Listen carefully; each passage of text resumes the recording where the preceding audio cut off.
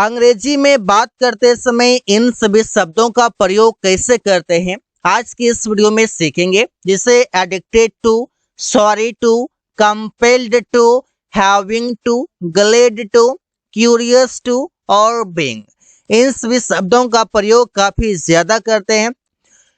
पहले सीखते हैं एडिक्टेड टू, और एडिक्टेड टू का मतलब है कि आदी हैं।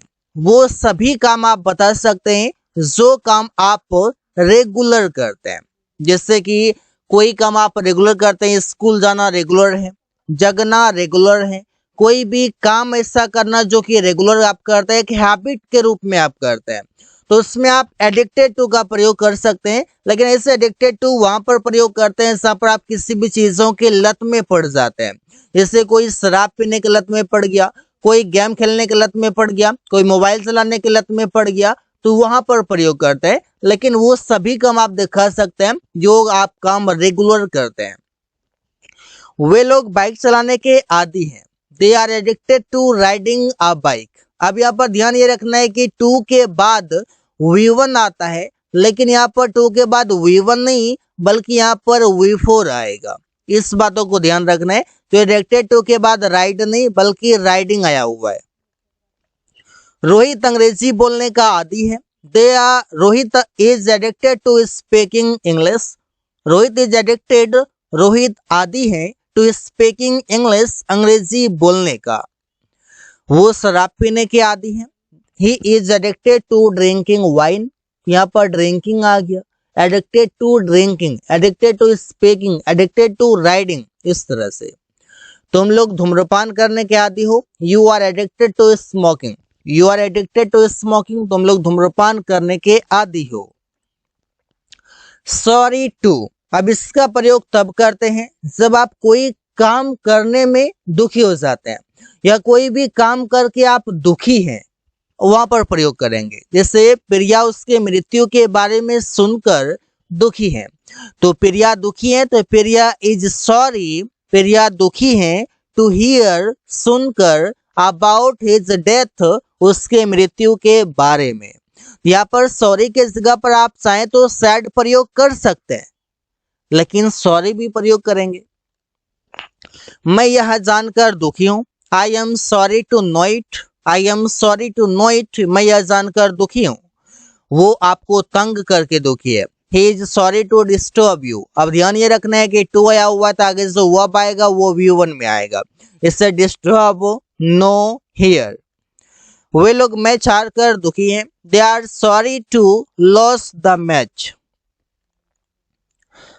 कंपेल्ड टू, इसका मतलब है कि मजबूर हैं, कोई काम करने में मजबूर हैं। जैसे तुम लोग घर के बाहर रहने के लिए मजबूर हो, तो you are compelled to live, तुम लोग रहने के लिए मजबूर हो आउट ऑफ होम, घर के बाहर। मेरा भाई कार चलाने के लिए मजबूर है। My brother is compelled to drive a car. मैं यहाँ रुकने के लिए मजबूर हूँ, अन्यथा मैं यहाँ से चला जाऊं, तो सेंटेंस बनाएंगे I am compelled to stay here. यहाँ पर आप समझ सकते हैं ना कि जब भी आप बातें करते हैं तो वहां पर आप मजबूर होने की बातें करते हैं, आप दुखी होने की बातें करते हैं, आप बात करते हैं कि कोई भी चीजों का लत है, आदत है, एडिक्शन है, उसकी भी बातें करते हैं। तो टॉपिक यहाँ पर आपके लिए चुन चुन कर लिया गया है ताकि आप बात करते समय हमेशा चाहें तो आप अंग्रेजी में बात कर सकते हैं, बीच बीच में अंग्रेजी के सेंटेंसेस प्रयोग कर सकते हैं। वे लोग यहाँ काम करने के लिए मजबूर हैं। They are compelled to work here. कोई भी काम को लेकर, कोई भी काम करने में मजबूर हैं, तो वो आप बता सकते हैं। अब है हैविंग टू, जो बताएगा कि कोई काम करना पड़ रहा है प्रेजेंट में, और पड़ रहा था ये पास्ट में। हैविंग टू के बाद V1 आएगा, और हैविंग से पहले अगर इज MR आया हुआ है तो ये बताएगा कि कोई काम करना पड़ रहा है, और अगर वॉज वर आ गया तो ये बताएगा कि कोई काम करना पड़ रहा था। रवि को पैसे देना पड़ रहा था। Ravi was having to give money, तो पड़ रहा था, ये था पास्ट का है, तो वॉज के साथ हैविंग टू और इसके बाद V1, ये तीन चीजें याद रखना है। हम लोगों को यहाँ रुकना पड़ रहा है। We are having to stay here. उसे अकेले बाजार जाना पड़ रहा है। He is having to go to market alone. Alone means अकेला। सुमन को खाना पकाना पड़ रहा था। Suman was having to cook food. जैसे ये था आया तो वहां पर वॉज ये वर्ड लगाएंगे सेंटेंस में सब्जेक्ट को देखकर, और जैसे ही है आया तो वहां पर हम देख लेंगे कि यहाँ पर इज एम आर में से क्या लगेगा, सब्जेक्ट कैसा है। सिंगुलर रहेगा तो इज, प्लुरल रहेगा तो आर, अन्यथा आई के साथ एम प्रयोग करते हैं। ग्लेड टू मतलब है खुश है, जिससे बोलते हैं मैं आपसे मिलकर खुश हूं। I am glad to meet you. I am glad to meet you जब आप बात करते हैं तो स्टार्टिंग में इससे आप मिले तो आप बोलते हैं I am glad to meet you, मैं आपसे मिलकर खुश हूं। वो पैसे पाकर खुश है। He is glad to get money. Get money मतलब पैसे पाना। हम लोग अंग्रेजी सीखकर खुश हैं। We are glad to learn English. We are glad to learn English, हम लोग अंग्रेजी सीखकर खुश हैं। वे लोग मैच जीतकर खुश हैं। They are glad to win the match. यहाँ पर आप समझ सकते हैं कि टू के बाद वी1 आ रहा है, और इससे पहले सभी सेंटेंस है कि हम लोग खुश हैं तो इजमार के साथ ग्लेड लगा रहे हैं। क्यूरियस टू, इसका मतलब है कि उत्सुक है, कोई भी काम करने के लिए उत्सुक है। जिससे मैं खबर सुनने के लिए उत्सुक हूं, तो I am curious to hear the news.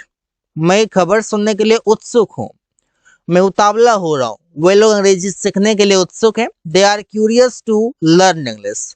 They are curious to learn English, वे लोग अंग्रेजी सीखने के लिए उत्सुक हैं।